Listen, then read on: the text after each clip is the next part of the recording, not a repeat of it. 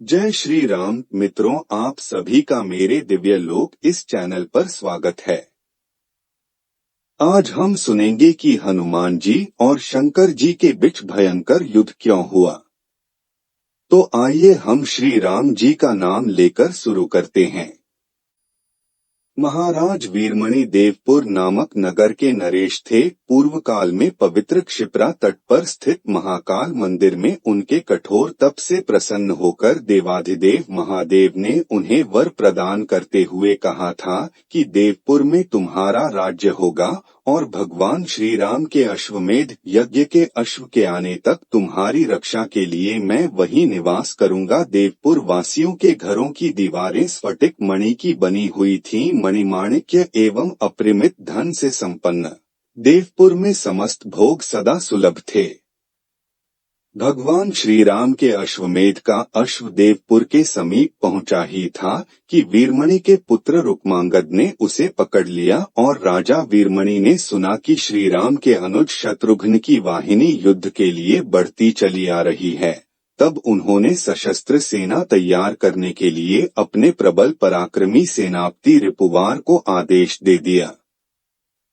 राजा का आदेश पाकर सेनापति रिपुवार ने कुछ ही देर में अस्त्र शस्त्रों से सजी सेना तैयार कर दी। उनके भाई वीर सिंह, भांजे बनमित्र तथा राजकुमार रुक्मांगद भी युद्ध के लिए रथ पर आरूढ़ होकर प्रस्तुत हो गए। स्वयं शिवभक्त राजा वीरमणि भी अस्त्र शस्त्रों के साथ रथ पर आरूढ़ होकर रणभूमि की ओर चल पड़े।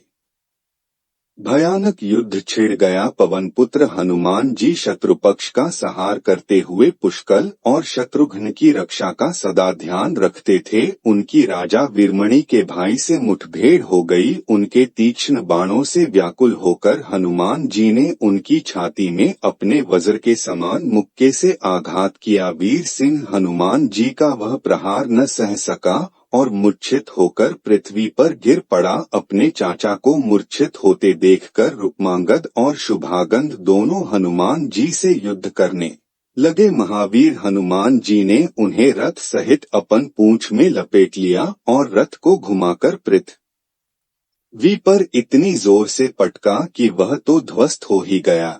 दोनों राजकुमार भी मूर्छित हो गए। इसी प्रकार बलमित्र भी रणस्थल में मूर्छित होकर धराशायी हो गए। राजा वीरमणि ने वीर पुष्कल पर भयानक बाण वर्षा की, किंतु पुष्कल ने प्रतिज्ञा पूर्वक उन्हें 3 बाणों से आहत कर मूर्छित कर दिया।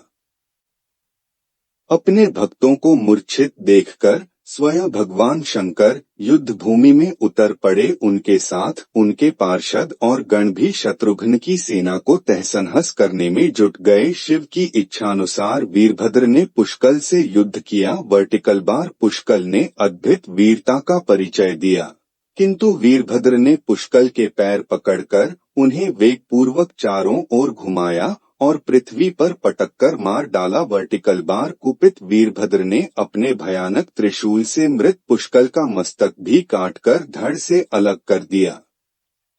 पुष्कल की मृत्यु का समाचार सुनकर शत्रुघ्न व्याकुल हो गए। वे अत्यंत क्रुद्ध होकर भगवान शंकर से युद्ध करने लगे, किंतु भगवान शिव ने शत्रुघ्न के वक्ष में अग्नि के समान तेजस्वी एक बाण झोंक दिया। शत्रुघ्न अचेत होकर वहीं गिर पड़े। यह दृश्य देखकर हनुमान जी ने तुरंत पुष्कल और शत्रुघ्न के शरीर को रथ में रखा और उनकी रक्षा की सुदृढ़ व्यवस्था कर स्वयं शंकर से युद्ध करने के लिए वेगपूर्वक आगे बढ़े। हनुमान जी अपने पक्ष के योद्धाओं का उत्साह बढ़ाते और अपनी पूंछ जोर जोर से हिलाते हुए भयानक गर्जना करते हुए शिव के समीप पहुंच गए। उन्होंने कुपित होकर महादेव जी से कहा, रुद्र, मैंने ऐसा सुना है कि आप सदा श्री राम के चरणों का स्मरण करते रहे हैं, किंतु आज आपको श्री राम भक्त का वध करने के लिए प्रस्तुत देखकर वे बातें मिथ्या सिद्ध हो गईं। धर्म के प्रतिकूल आचरण करने के कारण मैं आपको दंड देना चाहता हूँ।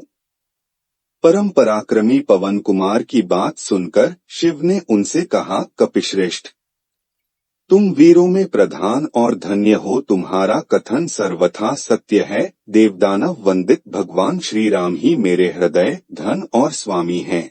किंतु भक्त अपना ही स्वरूप होता है और राजा वीरमणि मेरा अनन्य भक्त है। अतः जिस प्रकार भी हो मुझे उसकी रक्षा करनी चाहिए, यही मर्यादा है। शिव की बात सुनकर हनुमान जी कुपित हो उठे। उन्होंने एक विशाल शिला लेकर उनके रथ पर पटक दी और उसके आघात से भगवान शंकर का रथ, घोड़े, सारथी और ध्वजा सहित चूर्ण विचूर्ण हो गया। रथ के नष्ट होते ही भगवान शिव नंदी पर आरूढ़ होकर युद्ध करने लगे। करुणामय भक्त वत्सल शिव की अद्भुत लीला थी। वे अपने जीवन सर्वस्व भगवान श्री राम और प्राणप्रिय भक्त वीरमणि की ओर से युद्ध कर रहे थे। उमानाथ को वृषभ पर आरूढ़ होकर युद्ध करते देख हनुमान जी का क्रोध भड़क उठा। उन्होंने एक विशाल शाल का वृक्ष उखाड़कर शिव के वक्ष पर प्रहार किया ही था कि भगवान भूतनाथ ने क्रोधित होकर अग्नि ज्वाला की भांति अपना तीखा त्रिशूल फेंका। इस प्रकार शिव एवं हनुमान में भयानक युद्ध होने लगा। अंत में हनुमान जी ने शिव को अपनी पूंछ में लपेटकर मारना प्रारंभ कर दिया। यह दृश्य देख नंदी भयभीत हो गया। वृद्ध हनुमान जी के प्रहार से व्याकुल होकर शिव ने उनसे कहा, भक्त प्रवर हनुमान, तुम धन्य हो, मैं तुम्हारे पराक्रम से संतुष्ट हो गया। मैं दान यज्ञ या थोड़े से तप से सुलभ नहीं हूँ, तुम कोई वर मांगो। भगवान शिव की बात सुनकर हनुमान जी ने हंसते हुए कहा, महेश्वर, श्री राम की कृपा से मुझे कुछ भी अप्राप्त नहीं है, किंतु मैं आपसे यही वर मांगता हूँ कि मेरे पक्ष के पुष्कल आदि मृत एवं शत्रुघ्न आदि मूर्छित होकर धरती पर पड़े वीरों की आप अपने गणों के साथ रहकर रक्षा करें। मैं इन्हें जीवित करने के लिए द्रोणगिरि पर जाकर औषधियाँ लाने जाना चाहता हूँ। मैं तुम्हारे लौटने तक इनकी रक्षा अवश्य करूंगा। भगवान शंकर के स्वीकार करते ही हनुमान जी अत्यंत वेगपूर्वक क्षीरोधी के तट पर पहुँचे। वे द्रोण नामक पर्वत को ले चलने के लिए तैयार ही थे कि वह कांपने लगा। पर्वत के रक्षक देवताओं ने हनुमान जी से कहा, तुम इस क्यों ले जाना चाहते हो? हनुमान जी ने अत्यंत निर्भीक वाणी में भगवान शंकर के साथ घटित हुए युद्ध का वृत्तांत सुनते हुए देवताओं से कहा, मैं अपने पक्ष के मृत वीरों को जीवित करने के लिए इस पर्वत को ले जाना चाहता हूँ। बल के घमंड में आकर रोकने वालों को मैं जीवित नहीं छोड़ूंगा। अतएव तुम लोग यह समूचा द्रोण पर्वत अथवा नवजीवन प्रदान करने वाली वह औषधि ही मुझे दे दो, जिसमें मैं अपने मरे हुए वीरों के प्राण बचा सकूं। हनुमान जी की बात सुनकर सबने उन्हें प्रणाम किया और अत्यंत प्रसन्नता पूर्वक मृत संजीवनी औषधि उन्हें दे दी। हनुमान जी अत्यंत वेगपूर्वक युद्ध भूमि में पहुँचे। वहां गणों सहित भगवान शिव अपने वचन के अनुसार पुष्कल एवं शत्रुघ्नादि वीरों के शरीरों की रक्षा कर रहे थे। हनुमान जी ने पुष्कल के वक्ष पर औषधि रखी और उनके सिर को धड़ से जोड़कर कहा, युद्ध में मन, वाणी और क्रिया के द्वारा श्री राम को ही अपना स्वामी समझता हूँ, तो इस दवा से पुष्कल शीघ्र ही जीवित हो जाएं। हनुमान जी के ऐसा कहते ही पुष्कल तुरंत ही उठ बैठे और युद्ध करने के लिए वीरभद्र को ढूंढने लगे। फिर हनुमान जी तुरंत शिव के बाण से मूर्छित शत्रुघ्न के पास पहुँचे। वहां उन्होंने शत्रुघ्न की छाती पर औषधि रखकर कहा, यदि मैंने यत्न पूर्वक आजन्म ब्रह्मचर्य व्रत का पालन किया है तो वीर शत्रुघ्न क्षण भर में जीवित हो उठें। ऐसा कहते ही शत्रुघ्न तत्काल ही जीवित हो उठे और वे युद्ध करने के लिए भगवान शंकर को ढूंढने लगे। पराक्रमी हनुमान जी ने उस औषधि के द्वारा अपने पक्ष के समस्त मृत सैनिकों को जीवित कर दिया। फिर तो सभी योद्धा कवचादि से सुसज्जित हो अपने अपने रथ पर आरूढ़ होकर शत्रु का मानमर्दन करने के लिए वेगपूर्वक चल पड़े। इस बार राजा वीरमणि स्वयं शत्रुघ्न से युद्ध करने के लिए डट गए। यद्यपि राजा वीरमणि ने शत्रुघ्न के साथ भयानक युद्ध किया, किंतु शत्रुघ्न के तीक्ष्ण बाणों ने असह्य आघात से वे मूर्छित हो गए। यह देखकर भगवान शंकर अत्यंत कुपित हो गए और उन्होंने स्वयं शत्रुघ्न से युद्ध प्रारंभ कर दिया। शिव और शत्रुघ्न का युद्ध अत्यंत भयानक था और शत्रुघ्न शिव के प्रहारों को नहीं सह पाते थे। उन्हें व्याकुल देखकर हनुमान जी ने उनसे कहा, अपनी रक्षा के लिए इस समय आप अपने श्री राम का ही स्मरण करें, इसके अतिरिक्त प्राण रक्षा का अन्य कोई मार्ग नहीं है। हनुमान जी के सत्परामर्श से शत्रुघ्न जी अपनी रक्षा के लिए श्री राम से अत्यंत करुण स्वर में प्रार्थना करने लगे। फिर क्या था, भगवान श्री राम हाथ में मृगशृंग लिए यज्ञ दीक्षित पुरुष के वेश में वहां उपस्थित हो गए। युद्धस्थल में उन्हें आया देखकर शत्रुघ्न अत्यंत विस्मित किंतु सर्वथा निश्चिंत हो गए।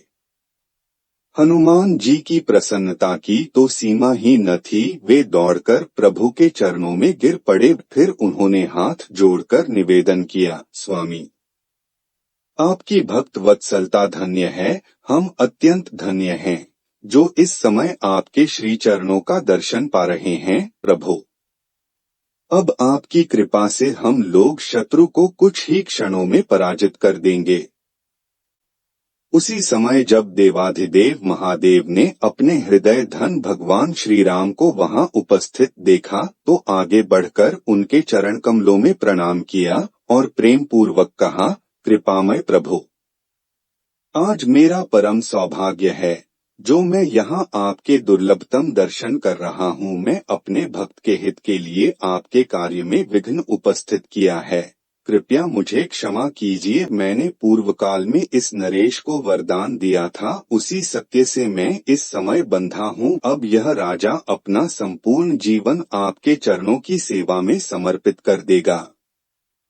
भगवान शिव की बात सुनकर प्रभु श्री राम ने कहा, भगवन, अपने भक्तों का पालन करना तो देवताओं का धर्म ही है।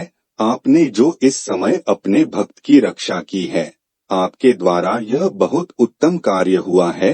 शिवजी, मेरे हृदय में आप हैं और आपके हृदय में मैं हूँ। हम दोनों में भेद नहीं है। जो मूर्ख हैं उनकी बुद्धि दूषित है।